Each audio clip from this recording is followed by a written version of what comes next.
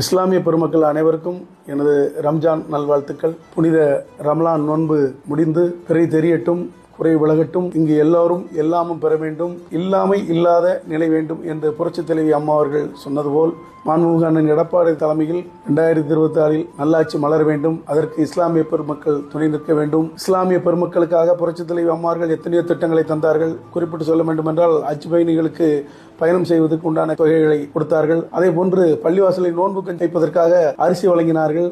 குறிப்பாக சொல்ல வேண்டும் என்றால் பாளை சட்டமன்ற தொகுதிக்கு உட்பட்ட மேலப்பாளையத்தில் ஆஜிரா கல்லூரியை நிறுவுவதற்கு புரட்சித் தலைவி அம்மா தான். அங்கு ஒரு பெரிய இபி சப்ஸ்டேஷனை உருவாக்கி தந்தது புரட்சித் தலைவி அம்மா தான். நல்லடக்கம் செய்வதற்கு இடத்தை உருவாக்கி தந்தது புரட்சித் தலைவி அம்மா தான். தமிழ்நாட்டிலே பெரிய வாட்டர் டேங்க் மேலப்பாளையத்தை கொண்டு வந்தது புரட்சித் தலைவர் காலத்திலே என்பது மட்டும் நினைவு கொண்டு நம்முடைய இஸ்லாமிய தோழர்கள் இதை நினைவில் வைத்து நல்லாட்சி மலர்றதுக்கும் எல்லாரும் பெறதுக்காக நீங்கள் எல்லாம் துணை நிற்க வேண்டும் என்று கேட்டுக்கொள்கிறேன். அனைவருக்கும் மீண்டும் எனது ரம்ஜான் நல்வாழ்த்துக்கள். ஈத் முபாரக்.